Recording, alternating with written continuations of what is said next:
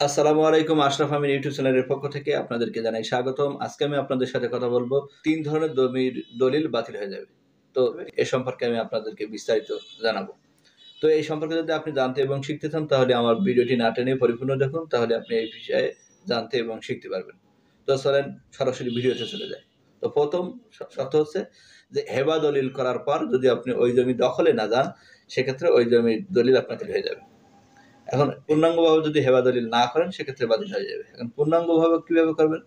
হেবা দলিল পূর্ণাঙ্গ করার জন্য কয়েকটা শর্ত থাকে। যে শর্ত থাকার শর্তের মধ্যে একটা শর্ত হচ্ছে যে হেবা দলিল পূর্ণাঙ্গ করতে হলে দাতা আপনাকে বুঝাই দেবে, আপনি সেটা নিয়ে দখল করবেন। এটা হলো একটা শর্তের মধ্যে আছে। এখন এই শর্ত যদি আপনি পূরণ না করেন, এই শর্ত যদি আপনি দখলে না যান, তাহলে আপনার অন্য শরিকরা বা অন্য যারা ওয়ারেসরা যারা আছে তারা যদি আপনার নামে মামলা করে, সেক্ষেত্রে আপনি ওই জমি ছেড়ে দিতে হবে বা ওই দলিল টিকবে না, ওই দলিল বাতিল হয়ে যাবে।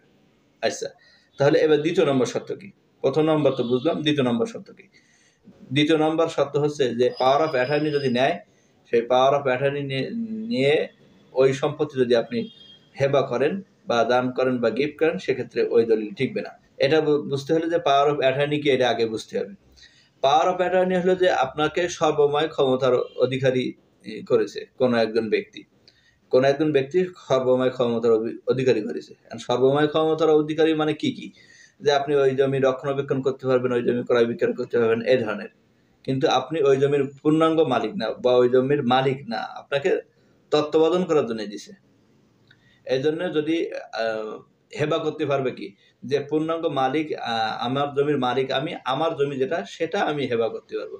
যদি আমি কারো কাছ থেকে পাওয়ার অফ অ্যাটর্নি নিয়ে থাকি, এই জমি আমি হেবা করতে পারবো না। এই জমি যদি হেবা করি তাহলে এই জমি হেবা হবে না বা এই জমি হেবাতে আমি টিকবে না। বা আমি যদি কারো কাছে পাওয়ার অফ অ্যাটর্নি নিলাম, আমার সন্তানের বা আমার স্ত্রীর বা অন্য কারোকে আমি হেবা করে দিলাম বা দান করলাম, গিফট করলাম, এই দলিল টিকবে না। কারণ আমি ওই জমির পূর্ণাঙ্গ মালিক নন। আমাকে শুধু পাওয়ার অফ অ্যাটর্নির মাধ্যমে তত্ত্বাবধান করার ক্ষমতা দিয়েছে। তাহলে আমরা ২য় নম্বর বুঝলাম। ৩য় নম্বর হচ্ছে যে যার দিয়ে হেবা করানো যায়, যাকে হেবা করা যায় সেই ব্যক্তি যদি হেবা না করে, তাহলে আপনার এই দলিল বাতিল হয়ে যাবে। বিষয়টা আমি আরো ক্লিয়ার করে বলি। মনে করেন আপনি আপনার ৩ ডিগ্রির উপরের ব্যক্তিকে হেবা করতে পারবেন, আর আপনার ৩ ডিগ্রির নিচের ব্যক্তিকে হেবা করতে পারবেন। এই ৩ ডিগ্রি এই সম্পর্কে আমার আরো একটি ভিডিও দেওয়া আছে। সেই ভিডিওটা দেখলে আপনি পরিপূর্ণ বুঝতে পারবেন। ভিডিওটা বড় হয়ে যাবে, এজন্য ওই বিষয় বললাম না। ওই বিষয়টা আপনি আমার ভিডিওটা দেখলে বুঝতে পারবেন যে কাকে আপনি হেবা করতে পারবেন। এখন মনে করেন আপনার ৩ ডিগ্রি আপনার দাদা-দাদি বা আপনার ছেলে সন্তান বা এরকম এই ৩ ডিগ্রি ব্যক্তির বাইরে যদি কোনো আপনি হেবা করেন, মানে ৩ ডিগ্রির বাইরে যদি আপনি হেবা করেন বা দান করেন, সেক্ষেত্রে ওই দলিল টিকবে না। কারণ আপনার হেবাই তো হবে না।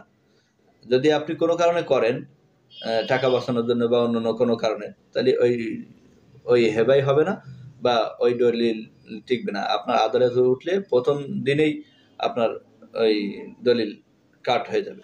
তো আমরা আজকে বুঝলাম যে কোন কারণে কোন দলিল বাতিল হয়ে যাবে। আর পরিপূর্ণ ভিডিওটি আবার সংক্ষেপে রিক্যাপ করে নিই।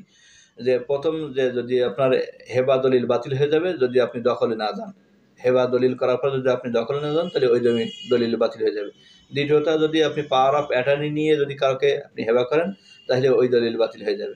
তৃতীয়টা হচ্ছে যে আপনি যেখানে যে ৩ ডিগ্রির লোকরে হেবা করা যায়, ওই ৩ ডিগ্রির বাইরে যদি আপনি হেবা করেন বা দান করেন বা গিফট করেন, তাহলে ওই দলিল টিকবে না, ওই দলিল বাতিল হয়ে যাবে। তো এই ছিল আজকের ভিডিও। আজকের ভিডিও দেখে যদি আপনি কিছু জেনে বা শিখে থাকেন, তাহলে আমার চ্যানেলটিকে সাবস্ক্রাইব করেন, লাইক, কমেন্ট, শেয়ার করে সাথে থাকতে পারেন। Thank you for watching. আসসালামু আলাইকুম ওয়া রাহমাতুল্লাহি ওয়া বারাকাতুহু।